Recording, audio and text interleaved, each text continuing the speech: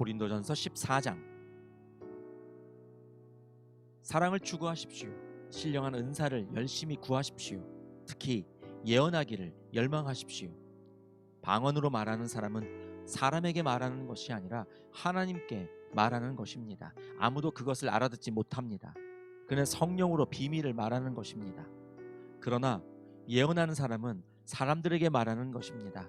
그는 덕을 끼치고 위로하고 격려하는 말을 합니다. 방언으로 말하는 사람은 자기에게만 덕을 끼치고 예언하는 사람은 교회에 덕을 끼칩니다. 여러분이 모두 방언으로 말할 수 있기를 내가 바랍니다마는 그보다도 예언할 수 있기를 더 바랍니다. 방언을 누가 통역하여 교회에 덕을 끼치게 해주지 않으면 방언으로 말하는 사람보다 예언하는 사람이 더 훌륭합니다.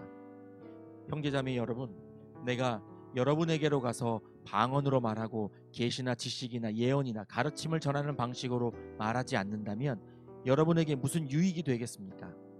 피리나 검은고와 같이 생명이 없는 악기도 각각 음색이 다른 소리를 내지 않으면 피리를 부는 것인지 수금을 타는 것인지 어떻게 알 수 있겠습니까? 또 나팔이 분명하지 않은 소리를 내면 누가 전투를 준비하겠습니까? 이와 같이 여러분도 방언을 사용하기 때문에 분명한 말을 하지 않는다면 그 말이 무슨 뜻인지 남이 어떻게 알겠습니까? 결국 여러분은 허공에다 대고 말하는 셈이 될 것입니다. 이 세상에는 수많은 종류의 말이 있습니다. 그러나 뜻이 없는 말은 하나도 없습니다. 내가 그 말의 뜻을 알지 못하면 나는 그 말을 하는 사람에게 딴 세상 사람이 되고 그도 나에게 딴 세상 사람이 될 것입니다. 이와 같이 여러분도 성령의 은사를 갈구하는 사람들이니 교회에 덕을 끼치도록 그 은사를 더욱 넘치게 받기를 힘쓰십시오. 그러므로 방언으로 말하는 사람은 그것을 통역할 수 있기를 기도하십시오. 내가 방언으로 기도하면 내 영은 기도하지만 내 마음은 아무런 열매를 얻지 못합니다.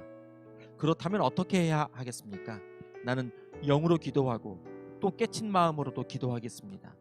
나는 영으로 찬미하고 또 깨친 마음으로도 찬미하겠습니다.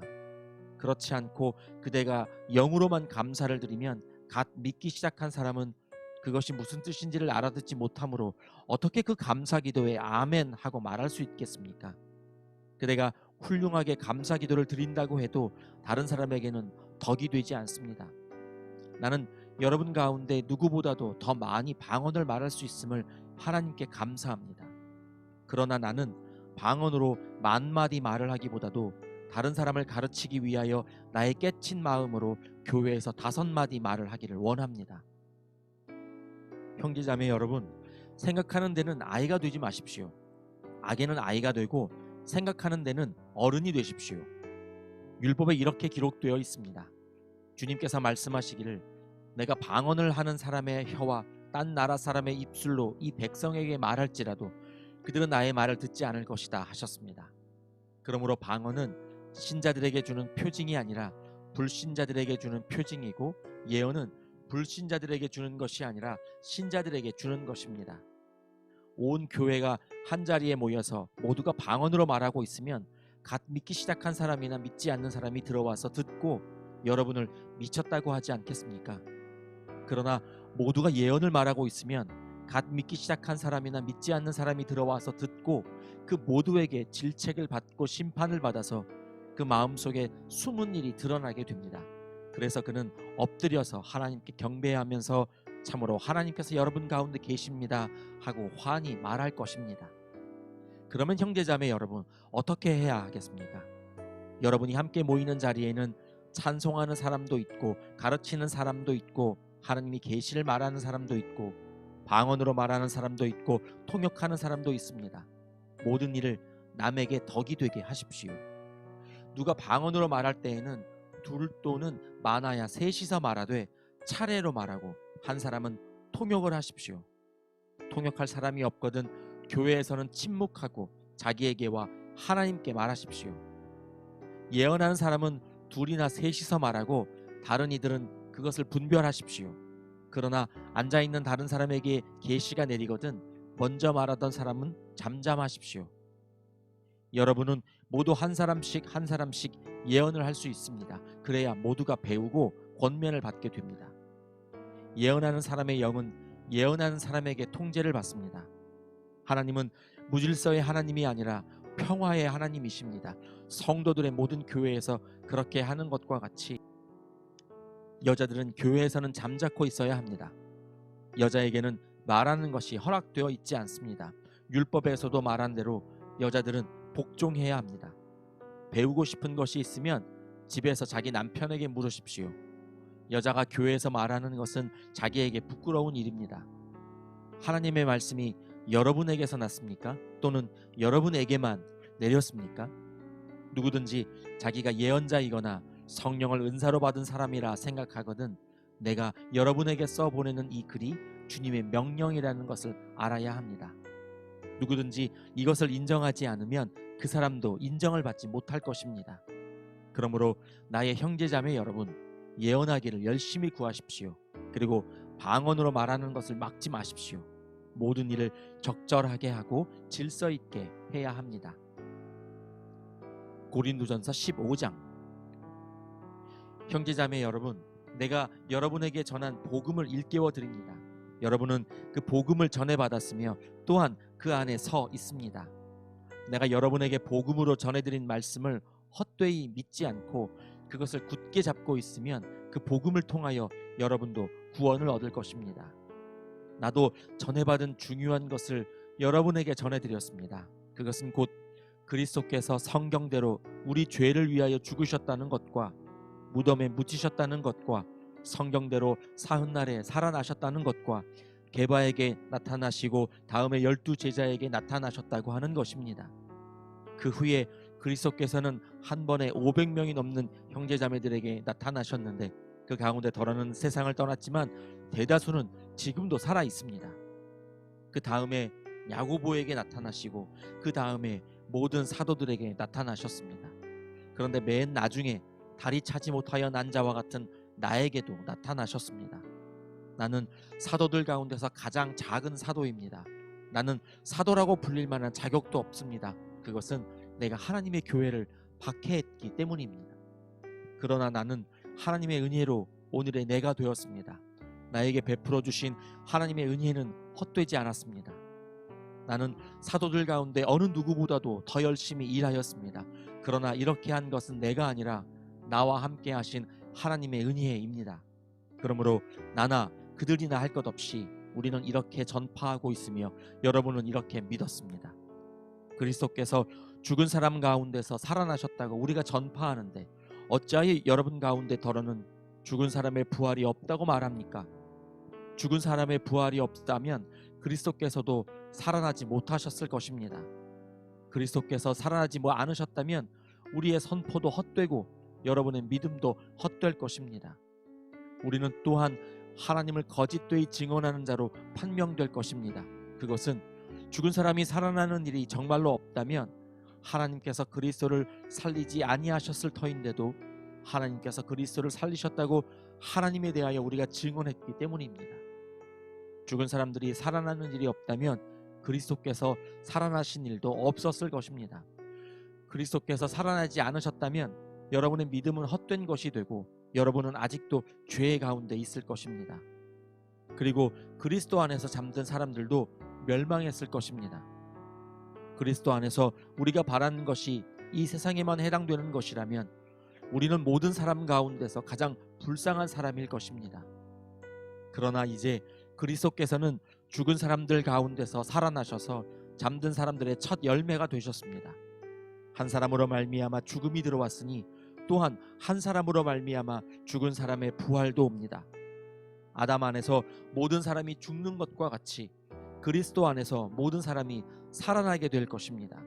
그러나 각각 제 차례대로 그렇게 될 것입니다. 첫째는 첫 열매이신 그리스도요. 그 다음은 그리스도께서 재림하실 때에 그리스도께 속한 사람들입니다. 그때가 마지막입니다. 그때에 그리스도께서 모든 통치와 모든 권위와 모든 권력을 폐하시고 그 나라를 하나님 아버지께 넘겨드리실 것입니다. 하나님께서 모든 원수를 그리스도의 발 아래에 두실 때까지 그리스도께서 다스리셔야 합니다. 맨 마지막으로 멸망받을 원수는 죽음입니다. 성경에 이르기를 하나님께서 모든 것을 그의 발 아래에 굴복시키셨다 하였습니다. 모든 것을 굴복시켰다고 말할 때에는 모든 것을 그에게 굴복시키신 분은 그 가운데 들어있지 않은 것이 명백합니다. 그러나 모든 것이 하나님께 굴복당할 그때에는 아들까지도 모든 것을 자기에게 굴복시키신 분에게 굴복하실 것입니다. 그래서 하나님은 만유의 주님이 되실 것입니다. 죽은 사람들이 살아나지 않는다면 죽은 사람들을 위해서 세례를 받는 사람들은 무엇하려고 그런 일을 합니까? 죽은 사람이 정말로 살아나지 않는다면 무엇 때문에 그들은 죽은 사람들을 위하여 세례를 받습니까? 그리고 또 우리는 무엇 때문에 시시각각으로 위험을 무릅쓰고 있습니까? 형제자매 여러분, 나는 감히 단언합니다. 나는 날마다 죽습니다. 이것은 우리 주 예수 그리스도께서 여러분에게 하신 그 일로 내가 여러분을 자랑스럽게 여기는 것만큼이나 확실한 것입니다. 내가 에베소에서 맹수와 싸웠다고 하더라도 인간적인 동기에서 한 것이라면 그것이 나에게 무슨 유익이 되겠습니까? 만일 죽은 사람이 살아나지 못한다면 내일이면 죽을 터이니 먹고 마시자 할 것입니다. 속지 마십시오. 나쁜 동무가 좋은 습성을 망칩니다. 똑바로 정신을 차리고 죄를 짓지 마십시오. 여러분을 부끄럽게 하려고 내가 이 말을 합니다만 여러분 가운데서 더러는 하나님을 아는 지식이 없습니다. 그러나 죽은 사람이 어떻게 살아나며 그들은 어떤 몸으로 옵니까 하고 묻는 사람이 있을 것입니다. 어리석은 사람이여, 그대가 뿌리는 씨는 죽지 않고서는 살아나지 못합니다. 그리고 그대가 뿌리는 것은 장차 생겨날 몸 그 자체가 아닙니다. 밀이든지 그 밖에 어떤 곡식이든지 다만 씨앗을 뿌리는 것입니다. 그러나 하나님께서는 원하시는 대로 그 씨앗에 몸을 주시고 그 하나하나의 씨앗에 각기 고유한 몸을 주십니다. 모든 살이 똑같은 살은 아닙니다. 사람의 살도 있고 짐승의 살도 있고 새의 살도 있습니다. 물고기의 살도 있습니다. 하늘에 속한 몸도 있고 땅에 속한 몸도 있습니다. 하늘에 속한 몸들의 영광과 땅에 속한 몸들의 영광이 저마다 다릅니다. 해의 영광이 다르고 달의 영광이 다르고 별들의 영광이 다릅니다. 별마다 영광이 다릅니다. 죽은 사람들의 부활도 이와 같습니다. 썩을 것으로 심는데 썩지 않을 것으로 살아납니다. 비천한 것으로 심는데 영광스러운 것으로 살아납니다. 약한 것으로 심는데 강한 것으로 살아납니다. 자연적인 몸으로 심는데 신령한 몸으로 살아납니다. 자연적인 몸이 있으면 신령한 몸도 있습니다.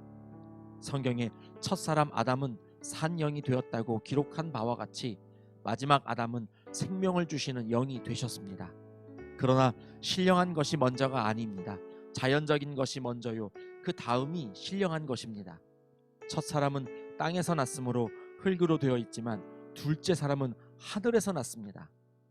흙으로 빚은 그 사람과 같이 흙으로 되어 있는 사람들이 그러하고 하늘에 속한 그분과 같이 하늘에 속한 사람들이 그러합니다.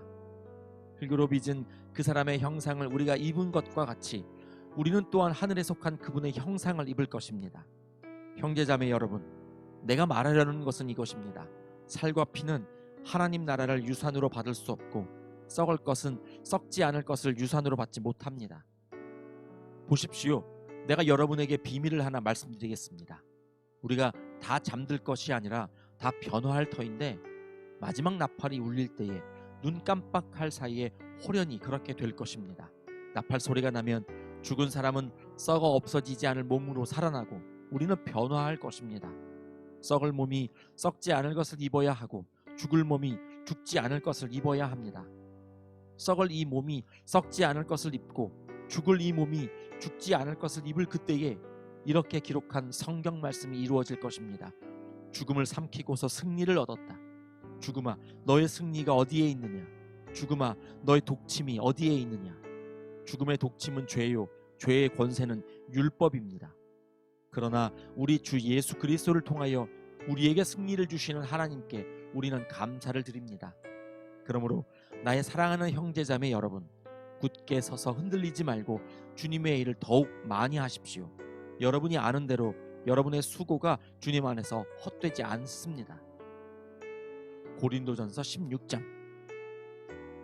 성도들을 도우려고 모으는 헌금에 대하여 말합니다. 내가 갈라디아 여러 교회에 지시한 것과 같이 여러분도 그대로 하십시오. 매주 첫날에 여러분은 저마다 수입에 따라 얼마씩을 따로 저축해 두십시오. 그래서 내가 갈 때에 그제야 헌금하는 일이 없어야 할 것입니다. 내가 그리로 가게 되면 그때에 여러분이 선정한 사람에게 내가 편지를 써주어서 그가 여러분의 선물을 가지고 예루살렘으로 가게 하겠습니다. 나도 가는 것이 좋다면 그들은 나와 함께 갈 것입니다. 나는 마케도니아를 거쳐서 여러분에게로 가겠습니다. 내가 마케도니아를 지나서 여러분에게로 가면 얼마 동안은 함께 지낼 것이고 어쩌면 겨울을 나게 될지도 모르겠습니다. 그 다음에 여러분은 내가 가려는 곳으로 나를 보내주시기를 바랍니다. 지금 나는 지나가는 길에 잠깐 들러서 여러분을 만나보려는 것은 아닙니다. 주님께서 허락해 주시면 얼마 동안 여러분과 함께 머무르고 싶습니다. 그러나 오순절까지는 에베소에 머물러 있겠습니다. 나에게 큰 문이 활짝 열려서 일을 많이 할 수 있는 기회가 왔습니다. 그러나 방해를 하는 사람도 많이 있습니다. 디모데가 그리로 가거든 아무 두려움 없이 여러분과 함께 지낼 수 있도록 보살펴 주십시오. 그도 나와 마찬가지로 주님의 일을 하는 사람입니다. 그러므로 아무도 그를 업신여겨서는 안 됩니다. 그리고 그가 내게로 돌아올 때에 그를 평안한 마음을 지니게 해서 보내주십시오. 나는 형제들과 함께 그를 기다리고 있습니다. 형제 아볼로에 대하여 말하겠습니다. 내가 그에게 다른 형제들과 함께 여러분에게 가라고 여러 번 권하였지만 그는 지금 갈 마음이 전혀 없습니다. 그러나 적절한 때가 오면 갈 것입니다. 깨어 있으십시오. 믿음에 굳게 서 있으십시오. 용감하십시오. 힘을 내십시오. 모든 일을 사랑으로 하십시오. 형제자매 여러분, 나는 여러분에게 권합니다. 여러분이 아는 바와 같이 스데바나의 가정은 아가야에서 맺은 첫 열매요 성도들을 섬기는 일에 몸을 바친 가정입니다. 그러므로 여러분도 이런 사람들에게 순종하십시오. 그리고 또 그들과 더불어 일하며 함께 수고하는 각 사람에게 순종하십시오. 나는 스데바나와 브드나도와 아가이고가 온 것을 기뻐합니다. 그것은 여러분을 만나지 못해서 생긴 아쉬움을 이 사람들이 채워주었기 때문입니다. 이 사람들은 나의 마음과 여러분의 마음에 생기를 불어넣어 주었습니다. 여러분은 이런 사람들을 알아주어야 합니다. 아시아에 있는 교회들이 여러분에게 문안합니다. 아굴라와 브리스가와 그 집에 모이는 교회가 다 함께 주님 안에서 진심으로 문안합니다. 모든 형제자매들이 여러분에게 문안합니다. 거룩한 입맞춤으로 서로 인사하십시오. 나 바울은 친필로 인사의 말을 씁니다. 누구든지 주님을 사랑하지 않는 사람은 저주를 받으라. 마라나타, 우리 주님 오십시오. 주 예수의 은혜가 여러분과 함께 있기를 빕니다. 나는 그리스도 예수 안에서 여러분 모두를 사랑합니다. 아멘.